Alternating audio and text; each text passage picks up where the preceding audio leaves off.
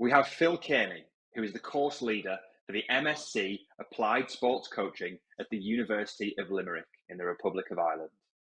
He received his PhD from the University of Limerick in 2009, and he then taught at the University of Chichester from 2009 to 2017, where he was Programme Coordinator for the BSc Sports Science and Coaching.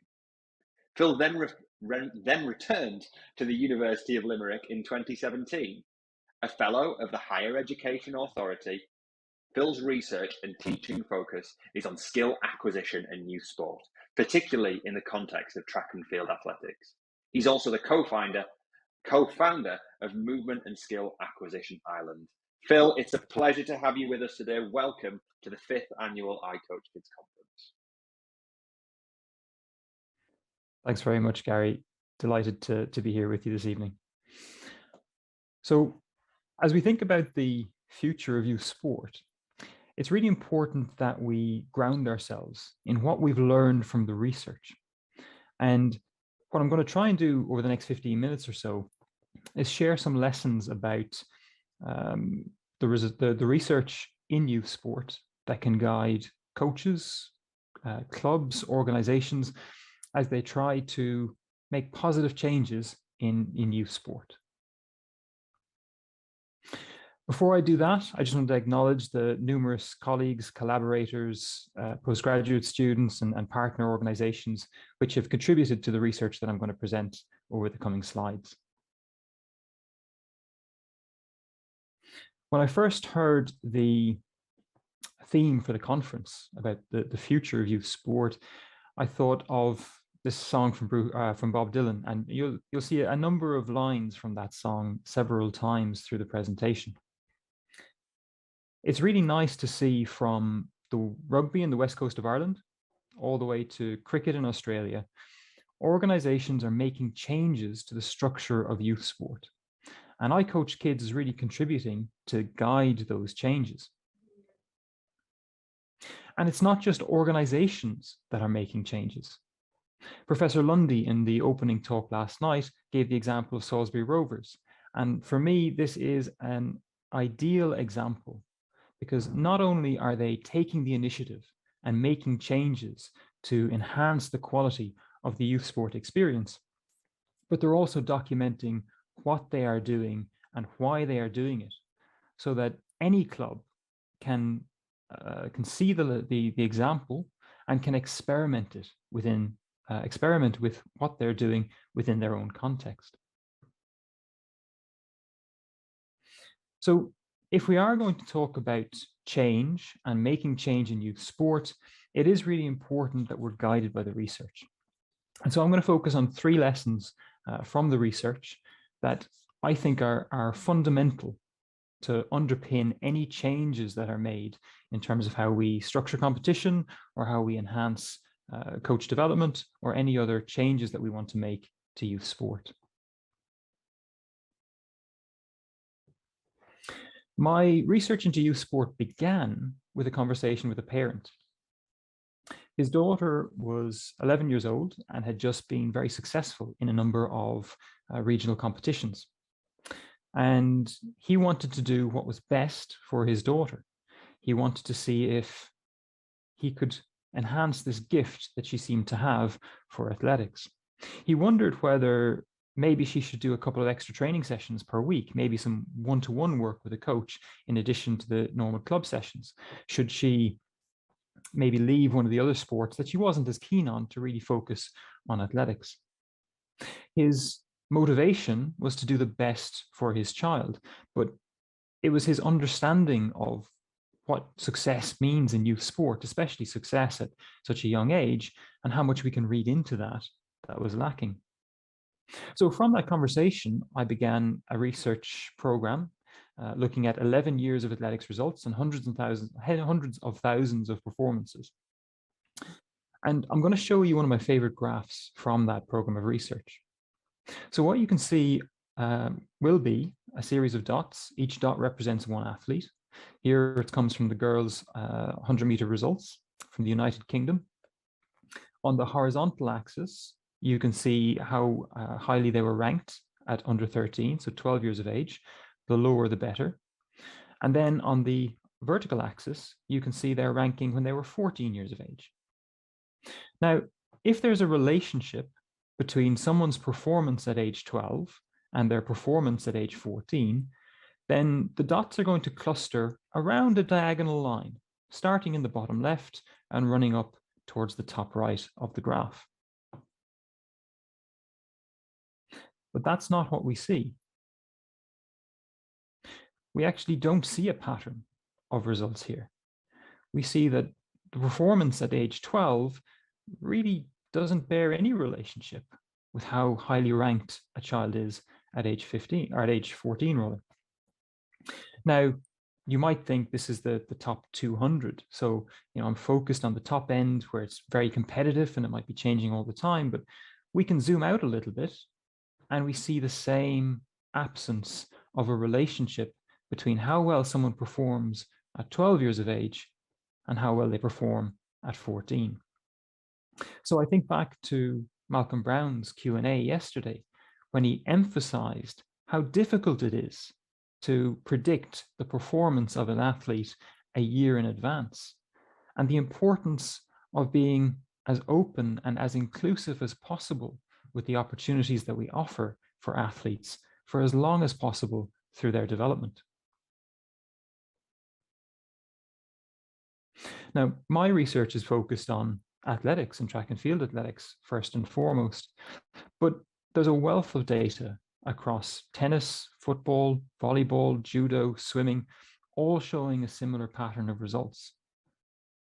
Going back to Bob Dylan, the first one now will later be last. We do not see a strong relationship between performances in late childhood, early adolescence, and 2 years' time, never mind 10 years' time.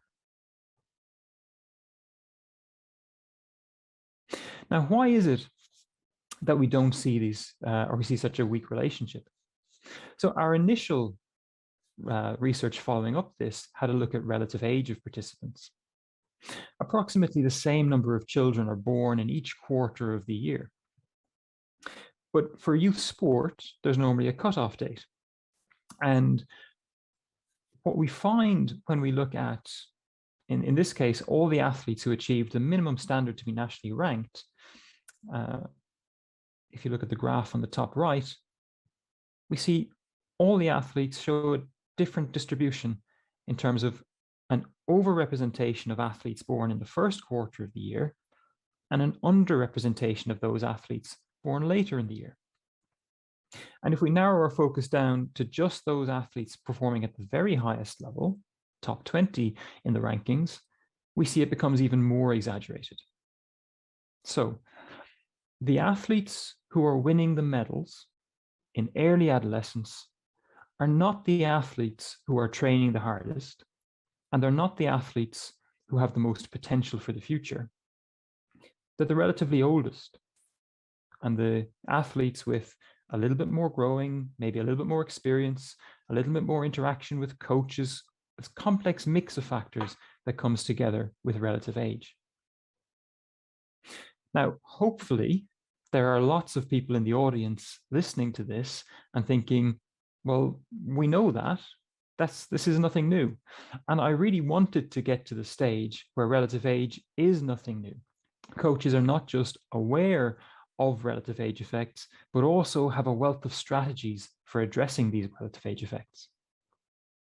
But unfortunately, in other research that we've done, we found that only about 50% of parents and coaches actually were aware of relative age effects, and even fewer were able to talk about strategies that could be used in order to address this. So we'll keep talking about it until that awareness number starts to go up. More recently, and led by Fionn Fitzgerald from Munster Technological University in Tralee, we've moved away from relative age and started focusing more on maturation. In any typical group of 14-year-olds, some will be ahead of schedule in their development, and others will be behind schedule. The research is really clear. The advantages of maturation are large, but temporary. We need to understand that maturation levels of athletes in order to be able to provide the suitable experience to all individuals in youth sport. If anyone is interested in fitness development and athletic development in general in youth athletes, I really recommend taking a look at the athletic skills model. But one of the extra elements that they add, which you can find on their website here, is information on how to calculate or estimate the maturation status of young athletes. And that can be really useful for parents, for coaches, in terms of giving them guidance, both in terms of participation, but also in terms of injury risks as well. For anyone interested in finding out more about maturation, I really think this is one of the most important topics for youth coaches to understand. There's a wonderful ICOACHKIDS short video linked here featuring Joe Eisenman and Sean Cumming.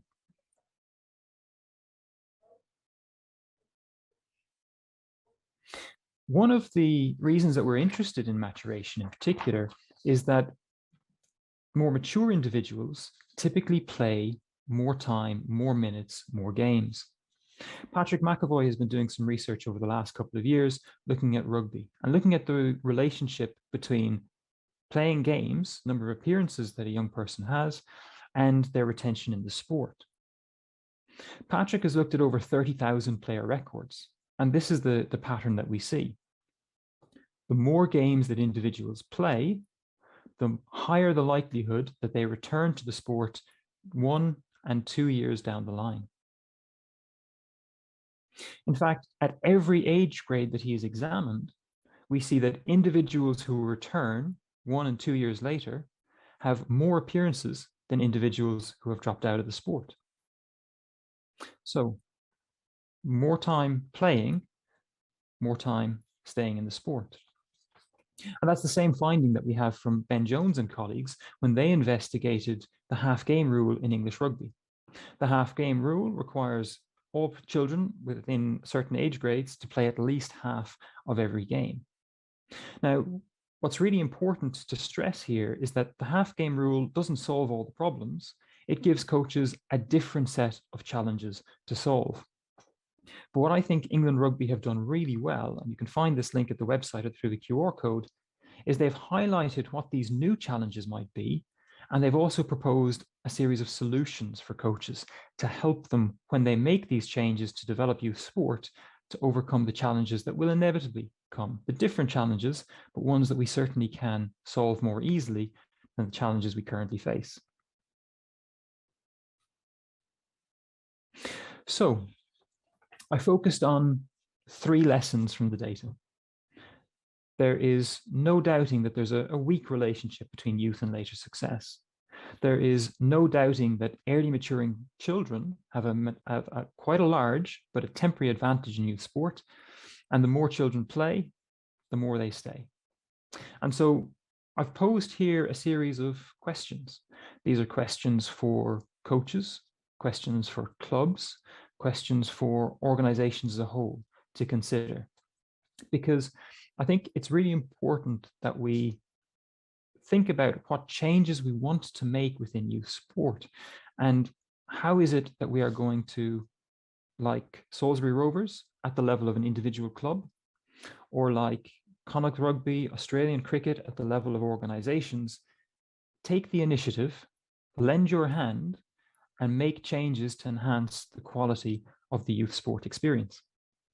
Because it's a really inspiring place to be at the moment, that there are so many opportunities to shape youth sport in a really positive direction.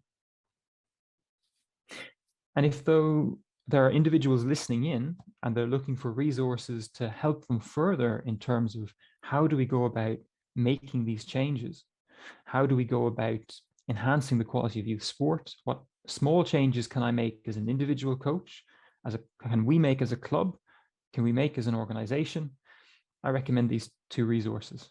Redesigning Youth Sport as a whole series of case studies of other clubs and organizations that have taken these steps and documented a process that can help you to do that. And the ICOACHKIDS pledge that we've just heard about. Because following the pledge and assessing what you do in relation to the pledge is a fantastic guide to enhance the quality the youth sport experience. Thank you very much, and hopefully we'll have some time for some questions. Wow, £1 in the pot yesterday, £1 in the pot today for muting. Sorry, Phil, but we certainly do have time for questions. And what a fantastic message that you shared there in saying that youth sport is a really inspiring place to be. And again, just re-emphasising the courage shown by youth sport in the past few years and the optimism that we have moving forwards.